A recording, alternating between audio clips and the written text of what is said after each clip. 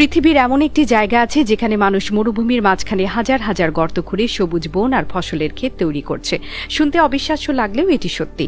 এটি আফ্রিকার একটি বাস্তব ঘটনা। আর সবচেয়ে অবাক করার বিষয় হলো এই পরিবর্তনের জন্য তারা ব্যবহার করছে না কোনো দামি মেশিন, না কোনো অত্যাধুনিক প্রযুক্তি, শুধু মানুষের ইচ্ছাশক্তি, পরিশ্রম এবং একটি অসাধারণ বুদ্ধি।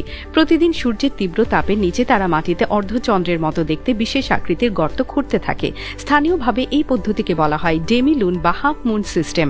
প্রথম দেখায় এগুলোকে সাধারণ গর্ত মনে হতে পারে, কিন্তু আসলে এগুলোর পেছনে লুকিয়ে আছে এক চমৎকার বিজ্ঞান। যখন বৃষ্টি হয় সাধারণত পানি দ্রুত বয়ে গিয়ে মাটি ক্ষয় করে, কিন্তু এই অর্ধচন্দ্রাকার গর্তগুলো সেই পানিকে আটকে ফেলে। পানি ধীরে ধীরে জমে থাকে এবং পরে মাটির গভীরে প্রবেশ করে। যে মাটি বছরের পর বছর শুকনো ছিল সেই মাটি আবার আর্দ্র হতে শুরু করে। আর যখন মাটিতে আর্দ্রতা ফিরে আসে তখন প্রকৃতিও যেন নতুন জীবন ফিরে পায়। ধীরে ধীরে ছোট ছোট ঘাস জন্মাতে শুরু করে, তারপর গজিয়ে ওঠে ঝোপঝাড়, এরপর আসে গাছপালা। একসময় যে জায়গা সম্পূর্ণ ধূসর আর প্রাণহীন ছিল সেখানে আবারও সবুজ রং ফিরে আসে। গবেষণায়